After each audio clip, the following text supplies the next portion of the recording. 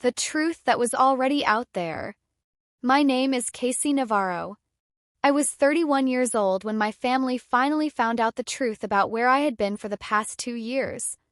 I remember standing at the side gate of my mother's backyard, peeking through the wooden slats at a party I had never been invited to. White tablecloths. String lights looped from the back porch all the way out to the old pecan tree. A glittery banner stretched across the fence that read, "Happy 25 years, Renee and Marcus." My mother's anniversary party. 60 people out there who had been told something very specific and very ugly about me for the past 2 years. Her phone started buzzing before I even pushed open that gate. Then again. And again. For 3 straight days after that night, it did not stop ringing. See, for 2 solid years, my mother Renee told every single person in our family, aunts, uncles, cousins, neighbors, church friends, literally everyone, that I was locked inside a long-term residential treatment facility. People mailed sympathy cards. Cousins texted my mom instead of me. Our next-door neighbor Phil dropped off a lasagna at her front door like somebody had passed away. The family group chat had a pinned post asking everyone to keep me in their prayers. But here is what not a single one of those 60 people knew. I had never touched drugs in my life. Not once, not ever. And within the next 48 hours, every person at that anniversary party was going to find out exactly what I had actually been doing on the other side of the country while my mother ran her little operation. Welcome back to Silent Revenge, the channel where real people step out of the shadows and let the truth do what they never could. If you are new here, hit that subscribe button right now and turn on your notifications because what is about to happen at that anniversary party is something you cannot afford to miss. And if you have ever been erased from your own story by someone who was supposed to love you, stay with me. Every single second of this is for you. To understand how we got here, you have to understand how my family worked. 4 of us under one roof. My mother Renee, her second husband Marcus, my older brother Jordan, and me. Renee married Marcus when I was 6. Marcus worked at the county assessor's office in our small town outside Knoxville, Tennessee. Steady paycheck, benefits, and a God-given talent for never having an opinion that contradicted my mother's. He was the kind of stepdad who sat at the dinner table and said, "Whatever your mom thinks is best," like he was reading off a cue card. Jordan was the golden child. Quarterback his junior year homecoming court, the kind of guy people just naturally gravitated toward. Renee kept his trophies on a living room shelf and dusted them every Sunday. I watched her do it my entire childhood and she never once noticed me watching. I was the other kid. Quiet, the girl who got strong grades in subjects nobody made a fuss about: marketing, analytics, statistics, data systems. Renee used to say I was too serious for my own good. At dinner, she would spend 20 minutes on Jordan's latest news, then turn to me and say, "Casey, anything new with you?" She was already reaching for the bread before I could answer. 21 years of dinner, and she never once waited for my response. In my family, there were 2 categories of people. The ones who mattered and the ones who were just kind of there. Jordan mattered. I was just kind of there. In over 2 decades, I genuinely cannot recall Marcus saying my name without Renee having said it first. But there was one person in my family who saw me. All of me. My grandmother, Vivian, was barely 5'2" and the most commanding presence in any room she walked into. She had run a small tax preparation and bookkeeping shop out of the sun porch of her house for 29 years. Small business owners, local farmers, contractors, Grandma Vivian kept the books for half the county. Every tax season, her kitchen table disappeared under a mountain of receipts and manila folders. Vivian was Renee's mother, and somehow they could not have been more different. Where Renee needed applause, Vivian needed accuracy. She started teaching me about money when I was 11, not in lectures, in small moments woven into ordinary afternoons. I remember sitting beside her sun porch desk one February evening while she reconciled a client's account. Without looking up, she said, "Casey, baby, money you earn yourself is money nobody on this earth can take from you." The room smelled like coffee and old paper and real work being done. When I turned 16, she gave me something that had belonged to her father. A small brass pocket watch with a clip for a vest chain, the back engraved with initials I could never fully decipher. I told her it was too special for me. She looked up from her reading glasses and said, "Nothing is too special for you, sweetheart. Don't you forget that." I clipped it to my backpack strap that afternoon and carried it through the rest of high school and all 4 years at UT. The face cracked somewhere around my sophomore year, but I never had it repaired. That was never the point. About 6 months before she died, Vivian took my hand one Sunday after church and told me she had taken care of things. Said I didn't need to worry about the future. I thought she meant wisdom, the kind grandmothers offer when they want you to feel steady. I did not understand she meant dollars. Actual documented dollars with a trust number attached. Vivian died on a Thursday morning in March. Stroke. She was 75. I drove 5 hours to the funeral in a car whose check engine light had been on since October. Church was standing room only. Vivian had done the taxes for half the people in those pews. Preacher said she was a woman of precision and principle. Both were true. Renee sat in the front row and wept louder than anyone. Jordan played devoted son beside her. I sat 2 rows back, turning the pocket watch over in my palm. After the service, Renee caught me in the parking lot. "I'll handle everything with Mom's estate, the legal stuff, the accounts, all of it. You just focus on finishing school."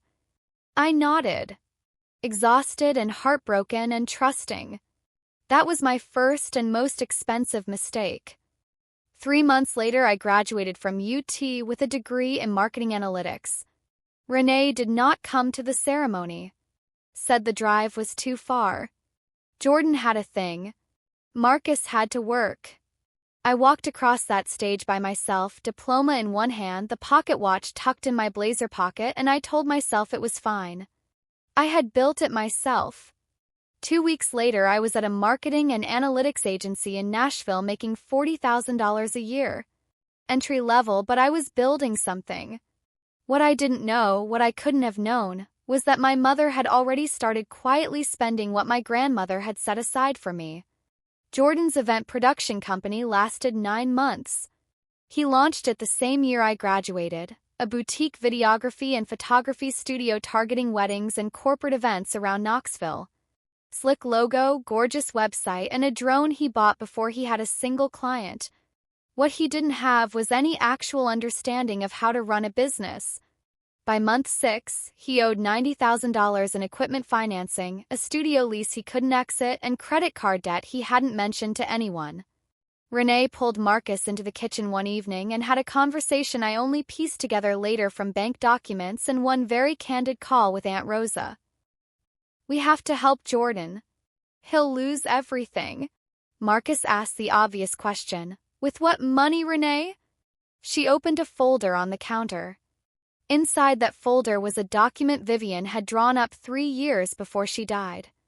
A simple revocable trust, $120,000 designated specifically for me, for education, for housing, or to start a business of my own.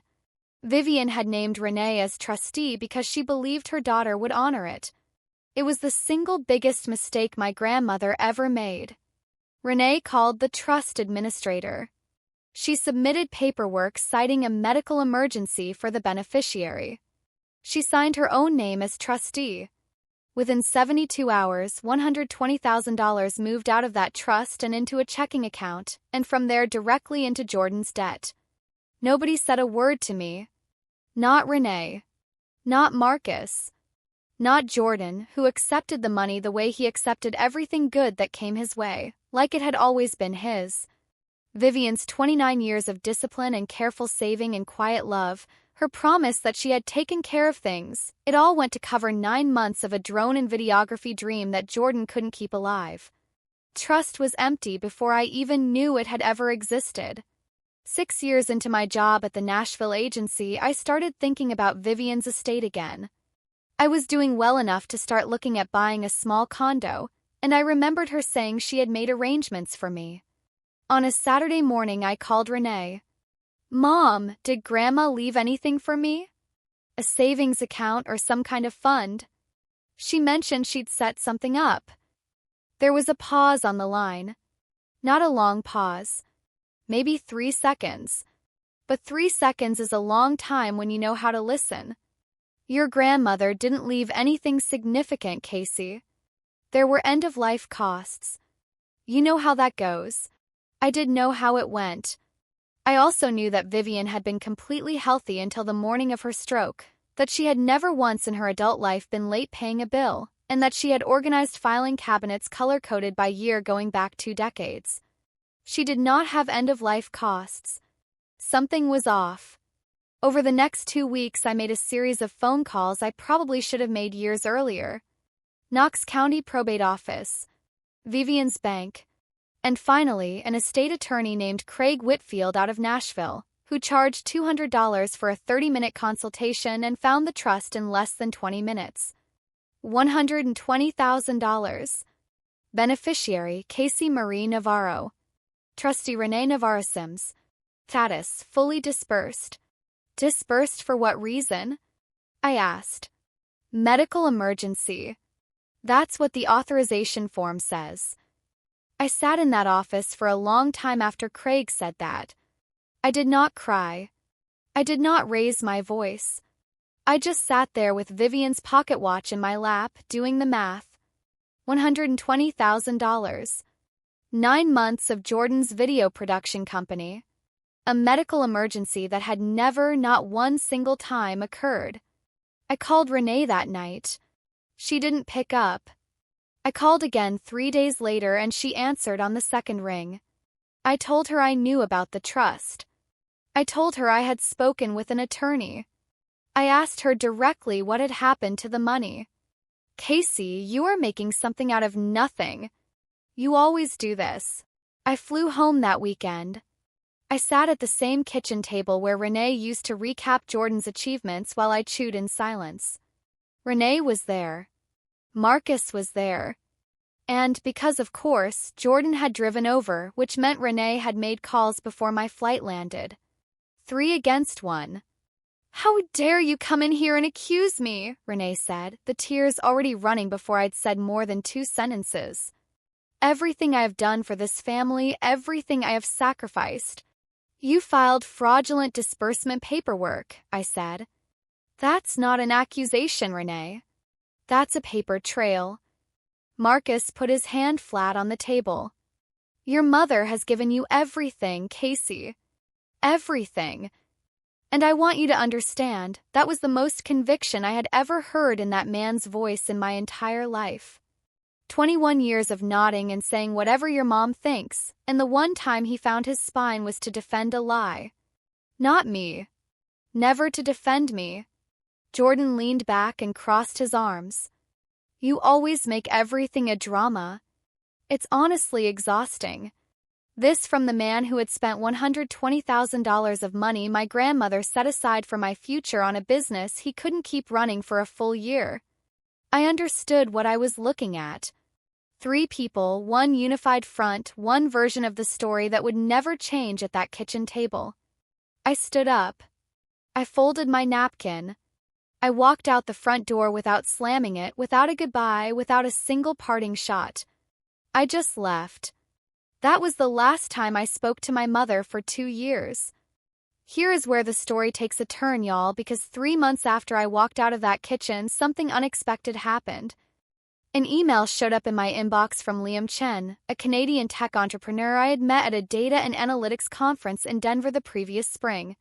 We had spent about an hour at the conference after-party going back and forth about whether attribution modeling in digital marketing was fundamentally broken. He had receipts to back up every argument. I respected the heck out of that. His email was short. We're building something in Vancouver. Small team, serious problem, real stakes. I need someone who thinks in systems and doesn't get scared of messy data. You interested? Company was called Pulse Metric, a marketing analytics startup with 7 employees total. The salary was actually lower than what I was making in Nashville. The equity offer looked good on paper, but equity in a 7-person startup is just optimism with a decimal point until proven otherwise. Here is the thing, though. I was 28 years old. I had just walked out of my childhood home for the last time. I had no family left to check in with, and someone on the other side of the country was telling me they needed exactly the kind of brain I had. So yeah, I said yes in less than 48 hours. I packed 2 suitcases.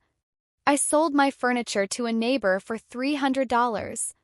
I broke my Nashville lease and paid the penalty and booked a one-way flight to Vancouver for the first week of March. Before I left, I blocked Renee's number. I blocked Jordan's number.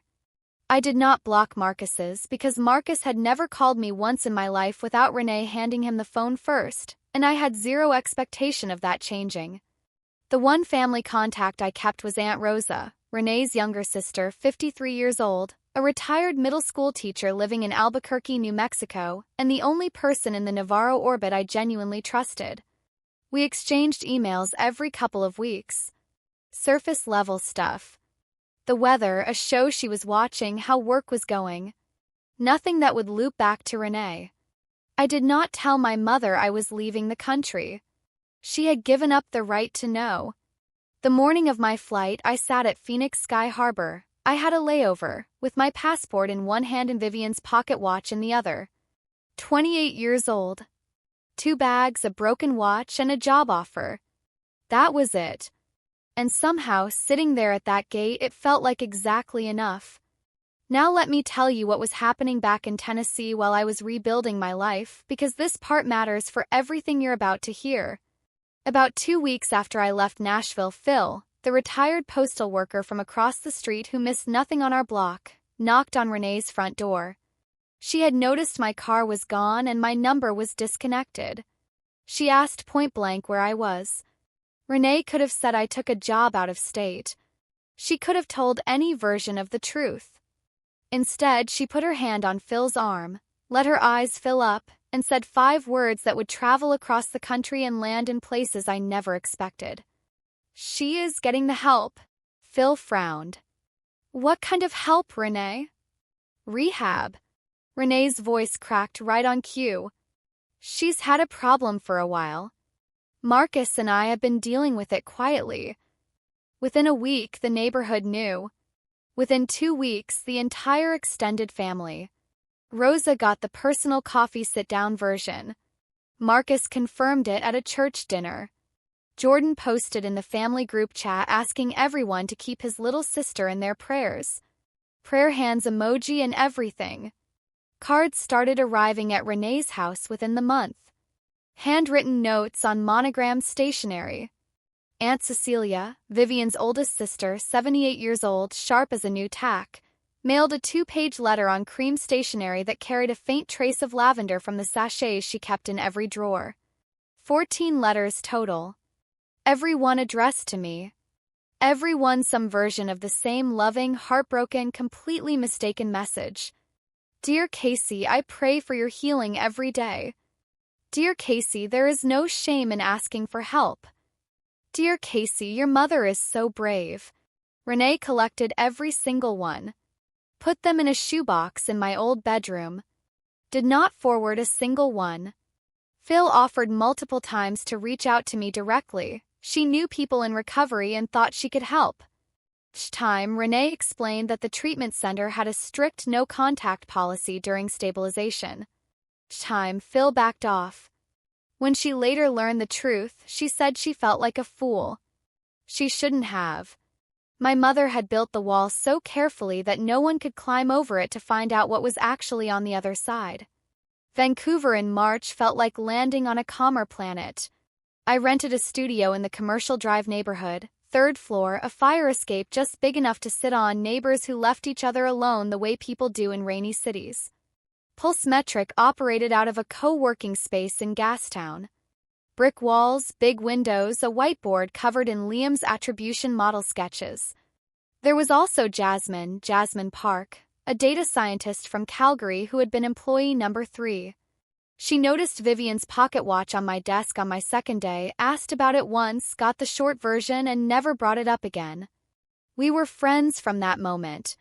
Jasmine was the first person in my new life who knew roughly what I had left behind and did not try to fix or process it for me. Nobody at Pulse Metric asked about my family. In Vancouver, people assumed you had your reasons. I worked 13 to 16 hours a day in those first months, not because Liam required it, but because sitting alone in my studio with nothing but the sound of rain on the fire escape was lonelier than I wanted to admit. At night, I wound Vivian's pocket watch out of habit. It hadn't kept time since my sophomore year, but the clicking was the only noise in my apartment that felt familiar. I thought about Vivian almost every night. Whether she would recognize the version of me I was becoming. Whether she knew at the very end what Renee was going to do with that trust. One evening an email came in from Aunt Rosa. Just a check-in, 3 sentences ending with, "Your mom says you're doing well in treatment. Thinking of you every day." Treatment. So Renee had told Rosa the same story.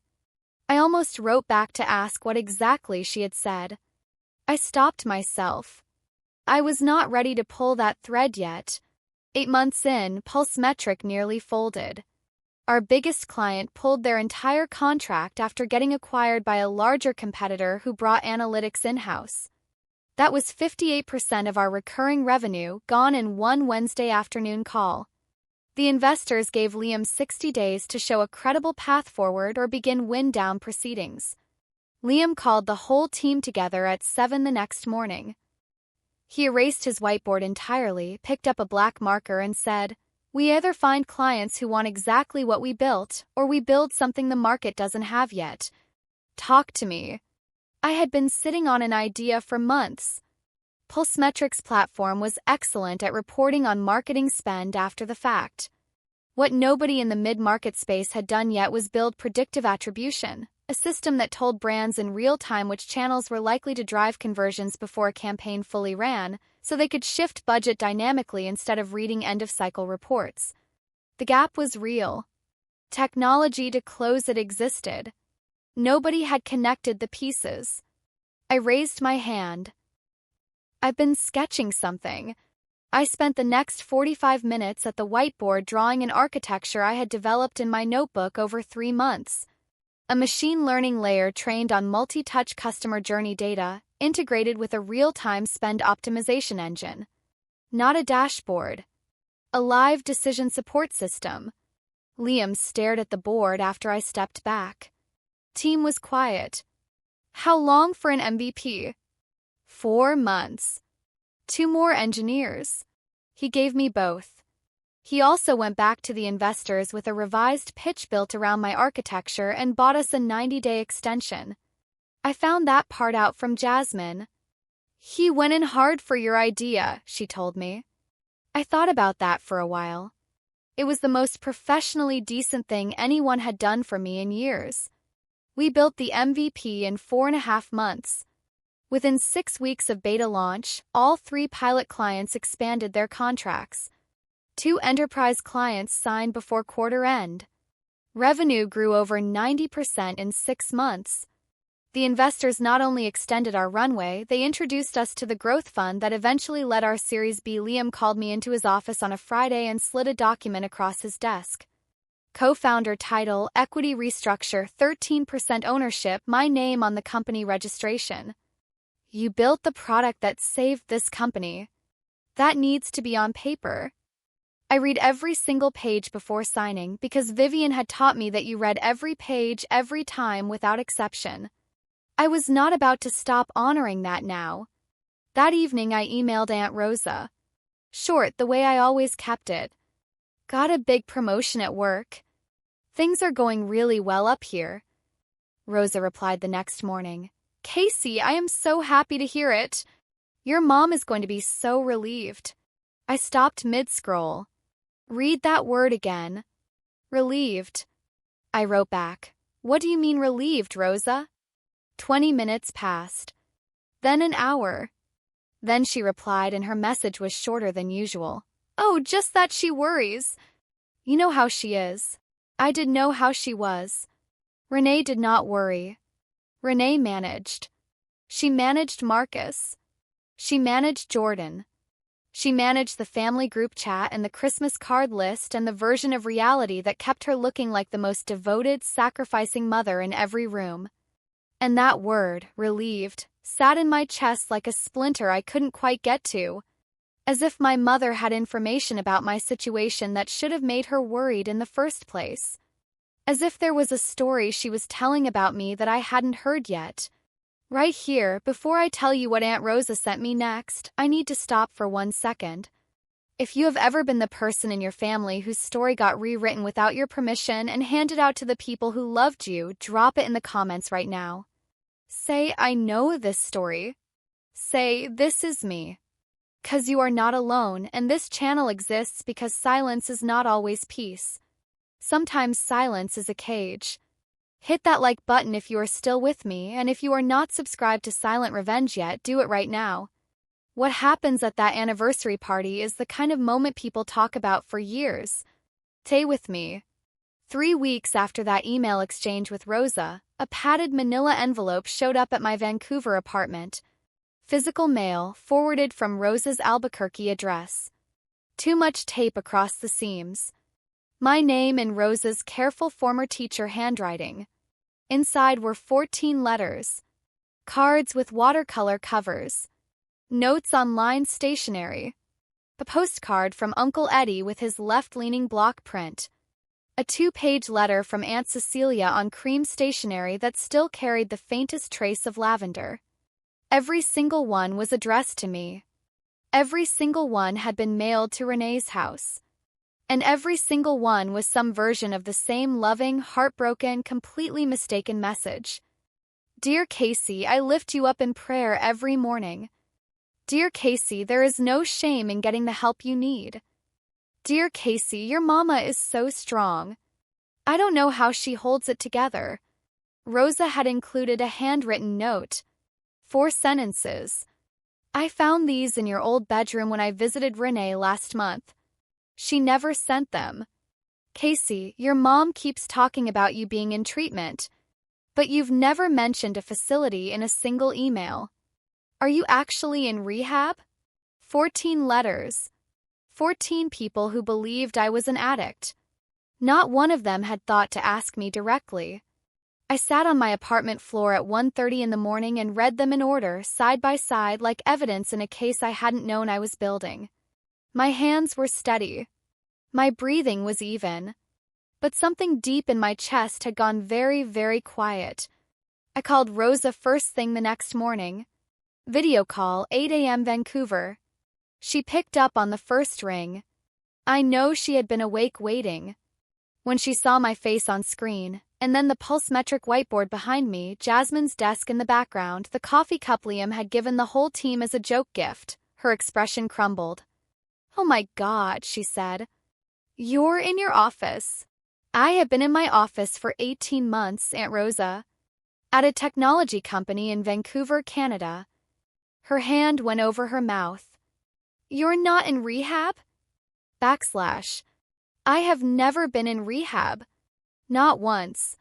Not ever. Rosa started crying. Not the performance kind. The real kind, where your shoulders shake and you cannot stop it because something you believed for 2 years has just dissolved in front of you. She told me everything.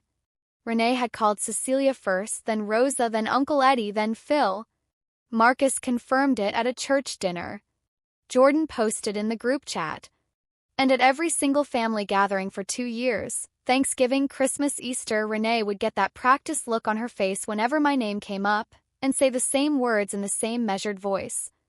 She is getting the help she needs. Every holiday.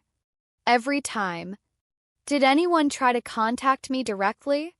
A call, an email? Rosa went quiet. Renee told us not to. She said the counselors recommended no outside contact during stabilization. She said reaching out would set back your recovery. Course she had. My mother had not just lied about me. She had installed a lock on every exit so no one could find their way to the truth. Don't tell Renee you talked to me. Not yet. Called Craig Whitfield next. He remembered me, remembered the trust. I asked him to pull the disbursement records again and look at the reason code on the authorization form. He called back 2 days later. Medical emergency for the beneficiary. That's what it says. Then, the disbursement was processed 14 months before your mother began telling people you were in a rehabilitation program. I sat at my desk in the empty Pulsemetric office and did the math. Jordan's company had failed first. Renee took the trust money to cover his debt, claiming a medical emergency that never happened. Then 14 months later, when I vanished and people started asking questions, she needed a story. So she invented the rehab narrative. But the rehab story wasn't only a cover for my disappearance, it was retroactive justification for the disbursement. If Casey had a substance problem, then naturally there had been a medical crisis. If Casey needed treatment, then of course the trust money went toward her recovery. The lie protected the theft. The theft gave the lie its foundation. Closed loop. One crime explained the other. And as long as nobody ever actually talked to me directly, the whole structure held. I could have done 100 things with that information. I could have posted the trust documents on social media. I could have called every person who signed one of those 14 letters and delivered the truth in one long phone call. I could have hired a lawyer and gone scorched earth. But I had spent 28 years trying to make Renee see me, and I was completely done performing for an audience that had already decided what my story was. Instead, I asked Craig to send a formal demand letter. Legal letterhead. Certified mail. It stated that the trust disbursement had been fraudulent, that no medical emergency had occurred, and that Renee had 45 days to begin repayment of the full $120,000. That was it. No phone calls. No confrontations. No drama at a kitchen table. Just the truth, dated and signed, sent through the proper channel. I put 13 of the 14 letters in a box under my bed. The one I kept out was Aunt Cecilia's, 2 pages on cream stationery, the lavender barely there but still present. I folded it into thirds and tucked it into my wallet. Some part of me knew without being able to say exactly why that a day was coming when I would need people to see that handwriting. The demand letter was sent. Renee did not respond. I did not follow up. There is nothing left to say to someone who has already decided not to listen. 8 months after the demand letter went unanswered, Pulsemetric closed our Series B funding round. $31 million, led by a San Francisco growth fund with co-investment from a digital commerce group out of New York. Our predictive attribution platform was operating across 8 markets in the US and Canada. We had gone from 7 employees in a Gastown co-working space to 81 people across 2 offices. I was 30 years old and my name was on 13% of a company valued at $31 million.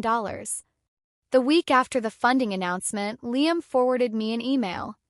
Forbes, the actual Forbes, not a regional publication, not a blog, was doing a feature on emerging tech founders disrupting digital marketing analytics. The journalist had specifically asked to profile the co-founder who had architected the predictive engine that saved the company during its near collapse. That was me. Liam looked across the office at me. They want photos, your full name, a proper sit-down. Print and digital. I thought about it for approximately 4 seconds. An article with my full name and my photograph would be searchable by anyone. My mother. My brother. Every aunt and cousin who had mailed a prayer card to an addict who didn't exist. I looked at Vivian's pocket watch propped against my monitor, where I'd kept it since the day we signed the Series A. Is that going to be an issue? Liam asked. No, I said. It really isn't anymore. I agreed to the interview that afternoon. I did not call Rosa first. I did not warn anyone. This was not a plan for revenge or exposure. I had simply stopped hiding from a lie I never told. The truth was already real, it just needed a bigger platform. The interview happened on a Thursday in our Gastown office. The journalist's name was Dana Morrison, thorough professional, the kind who asks questions designed to find edges. The photographer set up near the whiteboard still covered in my original sketches layered over Liam's early diagrams. Dana asked about my background. I told her the true version. Small town outside Knoxville. Marketing analytics at UT agency work in Nashville. Moved to Vancouver to build something. She asked what drove me. I said efficiency. Getting a system to run cleaner and smarter than it did the day before. She asked if my family had been supportive. I paused exactly 1 second. My grandmother was. She passed a few years ago. She taught me everything I know about money and why you never stop reading the fine print. The photographer asked me to look toward the window. Click, click, click. The article went live on a Monday morning at 7 a.m. Eastern. I was at my desk with a coffee when the LinkedIn notifications started coming in. 1. Then 9. Then 45. By lunch I had over 350 connection requests and emails from people I had never met. Print edition hit 2 days later. My photograph was in the section opener, standing at the whiteboard, looking toward the window, the architecture diagrams behind me. The headline read, "The quiet analyst who built the tool that predicted everything except her own success." I read the article once. Dana had done careful, accurate work. She focused on the technology, the pivot story, the growth numbers. She quoted Liam calling me the most systems-oriented thinker he had ever worked alongside. My family was not mentioned. Why would they be? They had not been part of the story I was actually living. Around 1:30 in the afternoon, a text from Aunt Rosa, "Casey. Oh my God.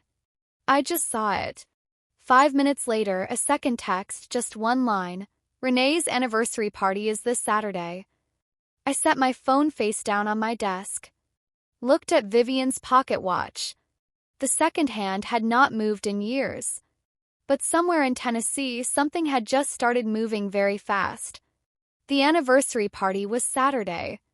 The Forbes article went live Monday.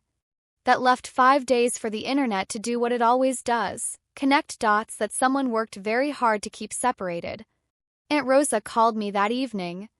"It's already circulating on LinkedIn." Cecilia shared it. Eddie shared it. Somebody from Marcus's office reposted it. "Have they figured it out yet?" "Not yet," she said, answering her own question. "But Casey, the party. 60 people. All of them still believe what Renee told them." Then she said the thing that made me book a flight. "You don't need an invitation. You just need to walk in." That night I booked a red-eye from Vancouver to Nashville. I did not tell Liam where I was going. I did not tell Jasmine. I pulled out my suitcase and packed methodically. One good blazer. One clean blouse. Vivian's pocket watch. Cecilia's letter, folded in my wallet where it had been for months. The hotel was 9 miles from the house I grew up in, a chain place near the interstate with thin curtains and asphalt smell in the parking lot. Checked in Friday morning, slept until noon, spent the afternoon doing nothing except ironing my white cotton blouse and laying out the charcoal blazer I wore for board meetings. I fastened Vivian's pocket watch to my left wrist on a leather strap I had found at a weekend market. It looked like a bracelet now, but anyone who had known Vivian Torres would recognize it instantly. No legal documents, no printed records, no evidence binders. The truth had already been published with a headline and a readership in the millions. I was just going to show up. And here is where I need you to stay absolutely with me, because what happens next is the reason I came all the way back to Tennessee. If you are watching this on Silent Revenge and you have not yet subscribed, stop right now and hit that button. Hit the bell. 'Cause you are 30 seconds from the moment this entire story was always building toward. Don't you dare click away. I drove past the house Friday evening. The banner was already strung across the front porch. "Happy 25 years, Renee and Marcus." Catering van in the side yard. Folding chairs going up. I kept driving, went back to the hotel, ate a club sandwich on the edge of the bed, then called Liam. "Wish me luck." He laughed. "You don't need luck, Casey. You have data." First real smile I'd had in 3 days. Saturday morning felt like standing at the edge of something quiet. Not a cliff, That moment right before you open a door you haven't touched in years, not sure what the room on the other side looks like anymore. I woke at 6. Showered. Dressed. Stood in the hotel bathroom mirror and looked at myself honestly. I had cut my hair in Vancouver, a clean jaw-length bob that Vivian would have approved of with a single slow nod. Clear eyes. Steady hands. I did not look like someone who had spent 2 years as a cautionary tale in the family group chat. I looked like someone who had been building something serious while everyone else was lighting candles for her recovery. Party started at 6. By 5:50 I was parked on the street 2 houses down, engine off, watching through sunglasses. Uncle Eddie's pickup in the driveway. Aunt Cecilia in a folding chair on the lawn already.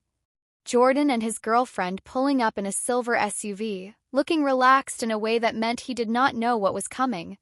Phil from across the street walking up the front path with a wrapped gift. I felt no racing pulse.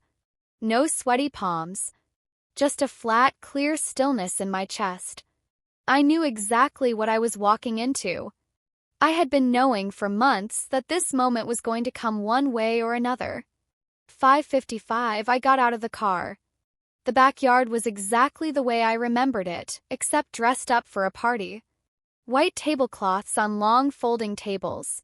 String lights crisscrossed between the porch and the pecan tree. Country music playing low from a Bluetooth speaker on the railing. A 3-tier cake near the back fence that read 25 years of love in silver icing. 60 people, maybe a few more, scattered across the grass. Uncle Eddie in his usual flannel with a beer sweating in his hand. Aunt Cecilia in a blue cardigan, sitting with a plate of appetizers on her knee. And Renee, navy dress, fresh blowout, a glass of white wine and a practiced, beautiful smile, standing near the cake talking to a woman from church.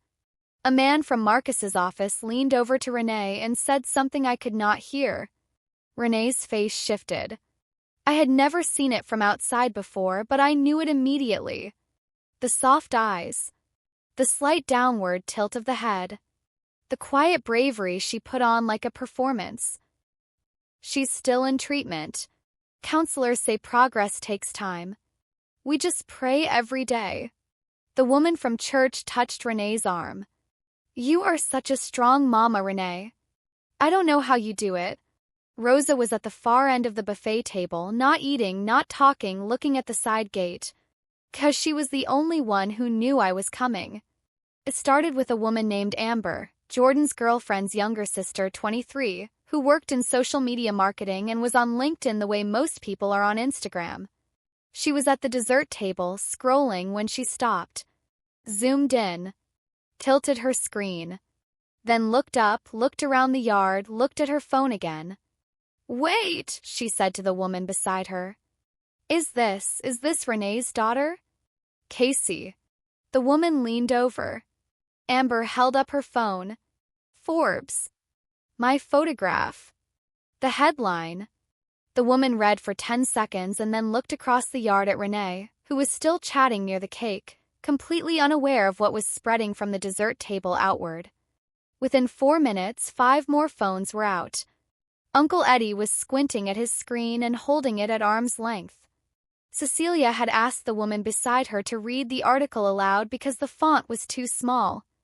2 of Marcus's colleagues were Googling my name. Phil was standing near the fence with her gift bag in her hands, staring at her screen, and I could see from across the yard that her expression was complicated, part surprise, part something that looked a lot like vindication. The whispers moved from the edges of the crowd toward the center the way water spreads from a dropped stone. Forbes. She's a co-founder. $31 million company. Wait, hold on, I thought she was in. That sentence got cut off. But every single person standing in that backyard heard the word that didn't finish.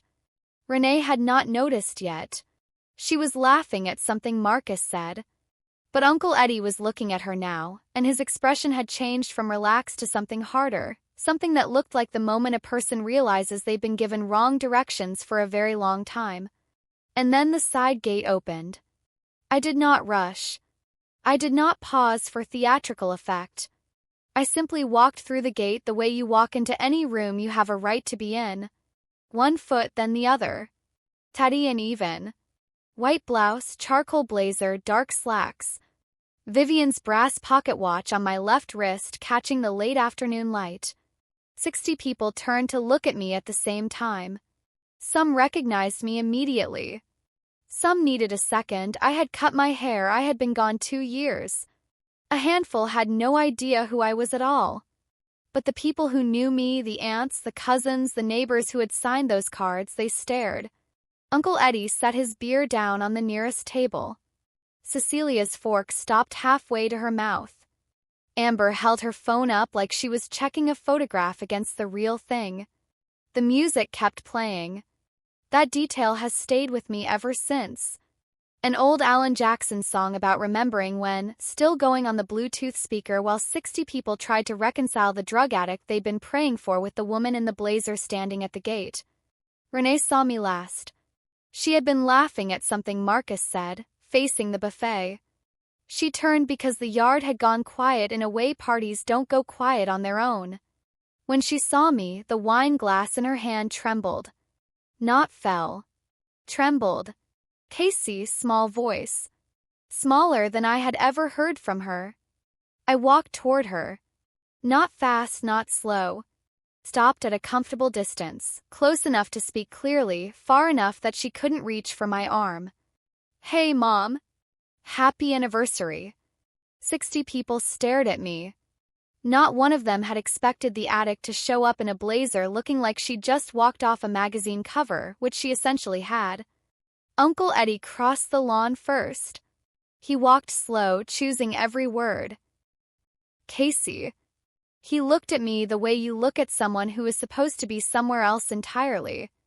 You look real good, kid. Confusion tangled up in his voice. Amber appeared beside him, phone still out. Is this you? This Forbes article? It says you're a co-founder of a marketing tech company in Vancouver.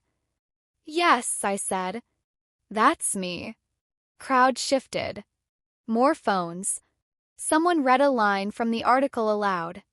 Renee's handbag on the table behind her started vibrating. Then again. Marcus's work colleague had just texted her the link. The neighbor from 2 doors down had forwarded it from LinkedIn.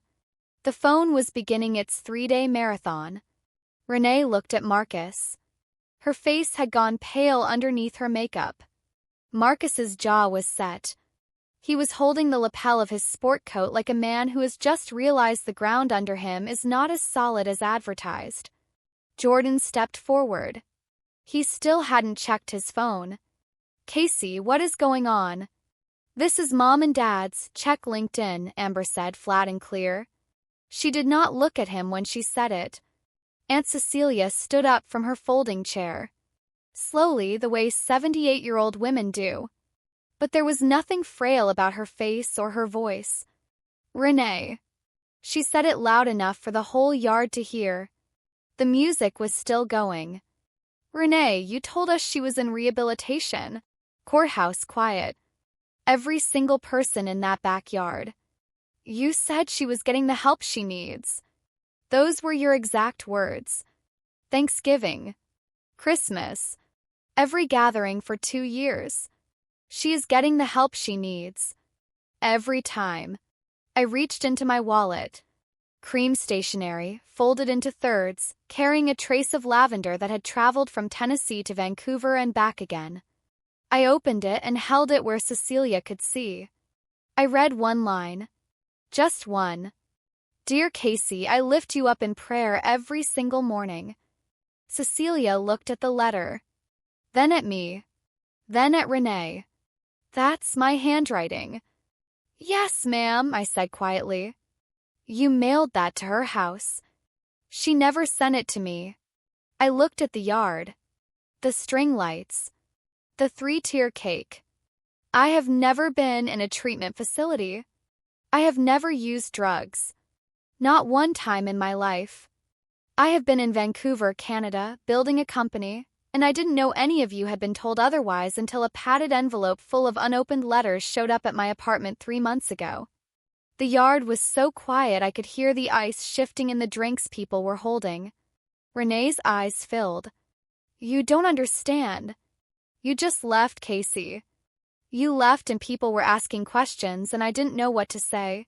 You could have said I moved. Simple. Factual. It landed like a stone in a still pond. 'Cause she could have. She could have said I took a job out of state. She could have said literally anything true. The truth, though, made Renee look like a woman whose daughter had chosen to leave. And Renee could not carry that story. So she chose one that made her the brave, suffering, devoted mother instead. Phil, standing near the back fence with her gift bag, said quietly, Renee, you told me the treatment center had a no-contact policy. You told me reaching out to her would set back her recovery. I almost drove to Nashville twice to try to find her. You talked me out of both times. Renee turned to Marcus. Her face was coming undone in stages, the way a building fails, not all at once but support beam by support beam. Marcus. Say something. Marcus stood with his hands at his sides. He opened his mouth. Closed it. He looked at the grass and just kept looking at it. 21 years of nodding and saying whatever your mom thinks is best, and this was the moment those 21 years finally ran dry. He said nothing. Jordan stepped up.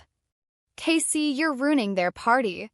You could have. Uncle Eddie turned on him so fast the people nearest them actually stepped back. She is ruining it. Your mother lied to this whole family for 2 years, Jordan. Real people. Real letters. Real prayers for something that never happened. And you posted in the group chat yourself. Jordan opened his mouth. I have the screenshot, Amber said evenly. Still not looking at him. Renee grabbed her handbag off the table. The phone inside it was still vibrating. Church friends, neighbors, Marcus's co-workers, people who hadn't been invited to the party but who had seen Forbes and were now doing the exact same math everyone in the backyard was already running. She pressed the bag against her stomach as if she could smother the buzzing with her body. Then she turned and walked fast toward the back door. Heels on the patio stones. Marcus followed close behind. The screen door closed. The yard went still and then stiller. 60 people standing around a cake that said, 25 years of love, holding plates of food no one was eating, while the phone buzzed from inside the kitchen and did not stop. I did not go after her. I had not come to chase her down or force a confession or deliver a speech I had rehearsed. I had come to stand in a space she had erased me from and let 60 people see with their own eyes that I was still here. That was always going to be enough. I turned to Rosa first. She was near the gate, crying into a cocktail napkin, shoulders shaking. I hugged her and she held on for a long time without letting go. Then I walked to Cecilia. I put my hand on her shoulder. Thank you for your letter, Aunt Cecilia. It meant more than you know. She took my hand in both of hers and held it there. She did not say anything. Some moments don't need words. They're complete without them. I looked at Jordan from across the yard. He was standing alone near the buffet, arms crossed, jaw tight, staring at the ground. I met his eyes when he finally looked up. He looked away first. I did not say a word. There was nothing to say that the moment had not already said. Then I walked out through the side gate the same way I had come in. Even and steady and without looking back. In the car I sat with the engine off for 2 minutes. Hands on the steering wheel. Breathing even. The Tennessee evening was warm and the window was already down. I thought about one specific thing Renee had said to me at that kitchen table years ago the day I found out about the trust. She had looked at me and said, "That money was never meant for someone like you." She had been trying to cut me. But I had carried that sentence all the way to Vancouver and built something on the other side of it. She was right about one thing, just not the way she intended to be. I was never meant for a family like hers. I started the car. I pulled away from the curb. I drove back to the hotel with the windows down and the warm air on my face, and I did not once look in the rearview mirror. Aunt Rosa called Monday morning with the full report.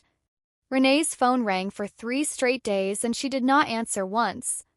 The family group chat exploded Saturday night within an hour of my leaving. Amber posted the Forbes link. Uncle Eddie asked one question. Did anyone know about this? Silence from Jordan, Marcus, Renee.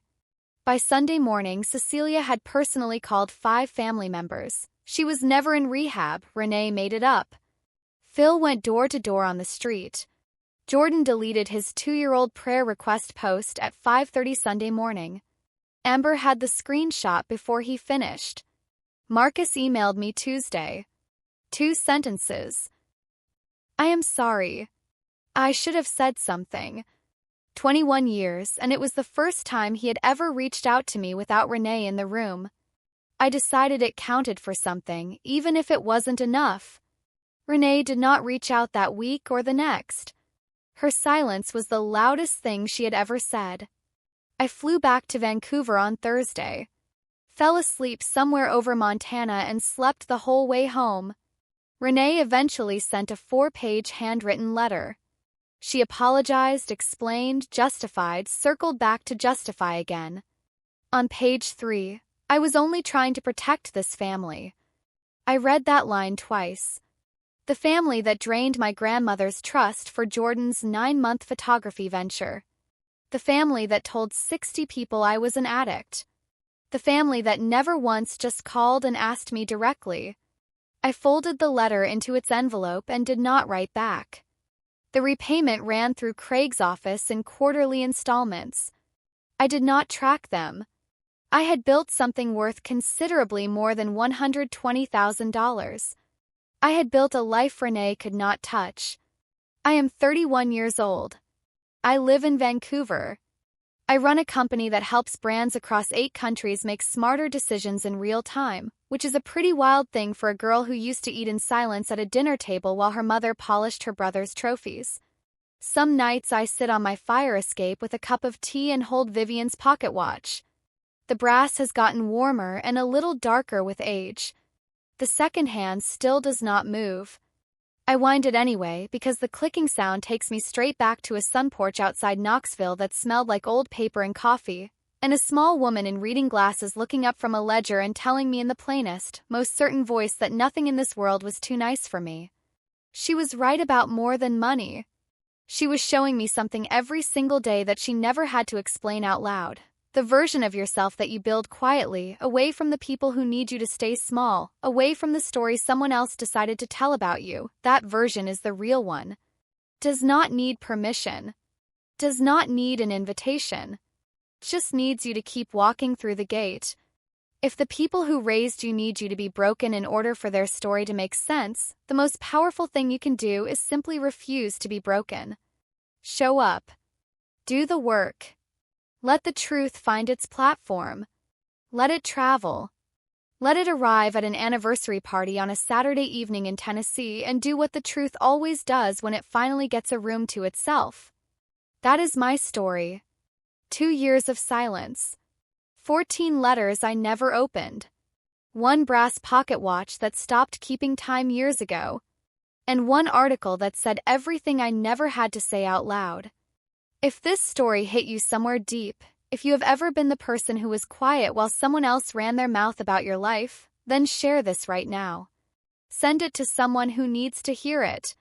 Text it to the one person you know who has been carrying someone else's lie about them.